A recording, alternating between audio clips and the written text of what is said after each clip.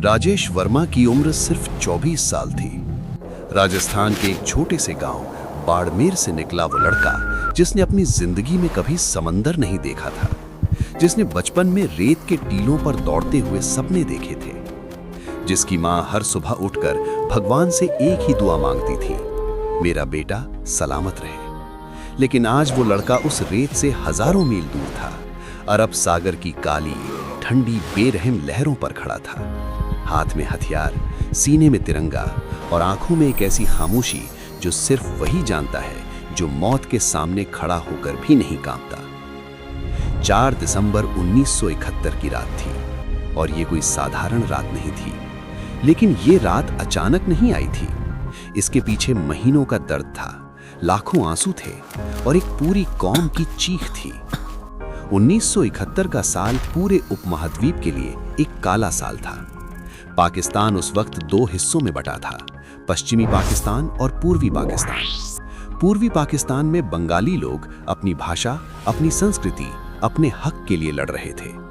उन्होंने चुनाव जीता था, लेकिन पश्चिमी पाकिस्तान की सरकार ने उनका हक मानने से इनकार कर दिया और फिर शुरू हुआ वो खौफनाक सिलसिला जिसे इतिहास ऑपरेशन सर्च लाइट के नाम से जानता है। पाकिस्तानी सेना ने पूर्वी पाकिस्तान में निहत्थे बंगाली लोगों पर कहर बरपाना शुरू कर दिया। गांव के गांव जलाए गए, औरतों पर अत्याचार हुए, बच्चे मारे गए। इतिहासकारों के अनुसार उस नरसंहार में 30 लाख से ज्यादा लोग मारे गए और करोड़ों बेघर लोग भूखे, प्यासे, डरे हुए भारत की सीमा पर आ गए। भारत के लिए ये सिर्फ एक पड़ोसी देश का मामला नहीं था, ये इंसानियत का सवाल था। प्रधानमंत्री इंदिरा गांधी ने दुनिया को बताया, भारत चुप नहीं बैठेगा, और भारतीय सेना तैयारी करने लगी।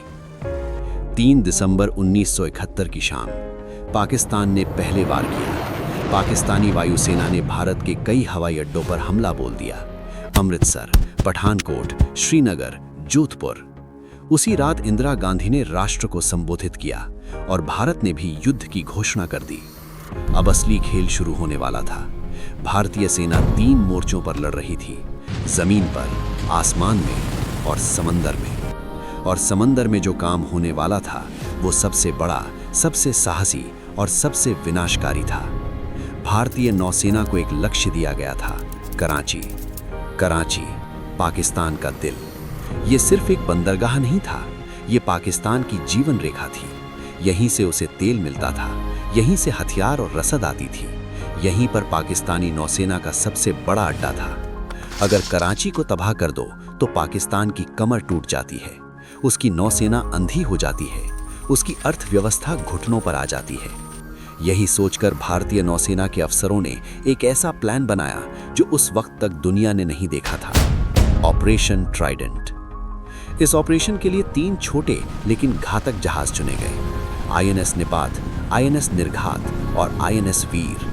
ये विद्युत क्लास मिसाइल बोट्स थीं, आकार में छोटी, रडार पर मुश्किल से दिखने वाली, लेकिन ताकत में बेमिसाल। इन जहाज़ों पर लगी थी सोवियत मेड P-15 टर्मिट, जिन्हें नेटो स्टिक्स कहता था। ये एंटी शिप मिसाइल्स थीं और सबसे बड़ी बात, ये दुनिया में पहली बार था जब किसी युद्ध में एंटी शिप मिसाइल का इस्तेमाल होने वाला था। भारतीय नौसेना इतिहास लिखने वाली थी। इन जहाज़ों के साथ थे 2 टैंकर शिप्स, INS पोस्ता और INS विजयदुर्ग, जो समंदर में ही इन्हें ईंधन देंगे ताकि कराची तक पहुंचा जा सके और वापस भी आया जा सके। पूरी प्लानिंग को टॉप सीक्रेट रखा गया, यहां तक कि जवानों के घरवालों को भी कुछ नहीं बताया गया। राजेश ने उस शाम अपनी डायरी में लिखा था, मां, अगर कल मैं ना लिखूं तो समझ लेना तेरे बेटे ने कुछ बड़ा किया, तुझे शर्म नहीं आएगी। 4 दिसंबर 1971 रात के 11 बजे तीनों जहाज अंधेरे में आगे बढ़े। कोई रोशनी नहीं, कोई रेडियो सिग्नल नहीं, सिर्फ इंजन की धीमी गूंज और अरब सागर की लहरों की सरसराहट। राजेश INS निपात पर तैनात था। वो मिसाइल कंसोल के पास खड़ा था। उसके हाथ थोड़े ठंडे थे, लेकिन दिल में आग थी। दूरबीन से कराची का किनारा दिखने लगा, रोशनियां जगमगा रही थी। पाकिस्तान बेखबर था। उसे जरा भी अंदाजा नहीं था कि मौत चुपचाप उसके दरवाजे तक आ चुकी है। कमांडर की आवाज आई, शांत, दृढ़ और बिल्कुल सटीक, टारगेट लॉक, फायर। और उस एक शब्द के साथ समंदर ने आग उगल दी। स्टिक्स मिसाइल एक चीख की तरह हवा को चीरती हुई निकली। राजेश की आंखें फटी की फटी रह गईं। कराची के आसमान ने एक विशाल आग का गोला उठा। पीएनएस खैबर, पाकिस्तान का डिस्ट्रॉयर जहाज, पहली मिसाइल से कांप उठा। दूसरी मिसाइल लगी और वो जहाज आग का ढेर बन गया। फिर दूसरा निशाना, पीएनएस मुहाफिज, पाकिस्तान का पेट्रोल वेसल। एक ही मिसाइल में वो समंदर की गहराइयों में समाने लगा। तीसरा निशाना, एमवी वीनस चैलेंजर, एक कार्गो शिप जो पाकिस्तान के लिए गोला बारूद ला रही थी, तबाह। और फिर सबसे बड़ा वार, कराची के तेल के विशाल टैंकरों पर मिसाइलें दागी गईं और वो टैंकर जले, ऐसे जले कि उनकी आग 7 दिनों तक बुझी नहीं। पूरे कराची का आसमान लाल हो गया। जो लोग उस रात कराची में थे वो आज भी बताते हैं कि वो आग दिन में भी रात जैसी लग रही थी। इतना धुआं, इतनी आग, इतनी तबाही। राजेश उस आग को देख रहा था। उसकी आंखें भीग गईं, लेकिन वो रो नहीं रहा था, वो महसूस कर रहा था।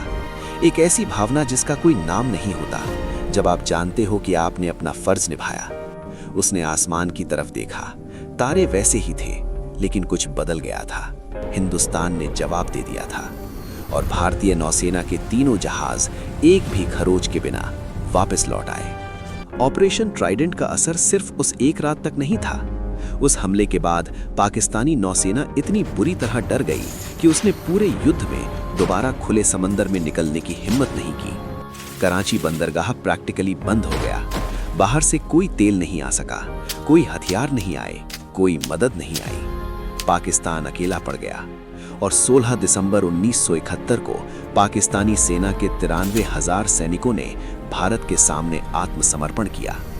ये द्वितीय विश्व युद्ध के बाद दुनिया का सबसे बड़ा सरेंडर था। बांग्लादेश का जन्म हुआ, एक नया देश, एक नई सुबह।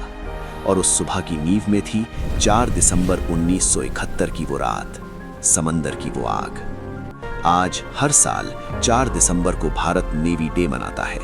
उसी रात की याद में, उन जवानों की याद में जो राजेश की तरह घर से निकले थे, मां की तस्वीर जेब में लेकर, जिन्होंने अपनी जान की परवाह नहीं की, जिन्होंने अंधेरे समंदर में अकेले जाकर दुश्मन के दिल में आग लगा दी। ऑपरेशन ट्राइडेंट ने सिर्फ कराची नहीं जलाया था, उसने जलाया था पाकिस्तान का घमंड। उसने तोड़ी थी उसकी कमर। उसने दिखाया था पूरी दुनिया को कि हिंदुस्तान के जवान छोटे जहाज़ों से भी बड़े बड़े दुश्मनों को धूल चटा सकते हैं। समंदर की उस आग की रोशनी में हिंदुस्तान का परचम और ऊंचा हो गया था, और वो रोशनी आज भी बुझी नहीं है।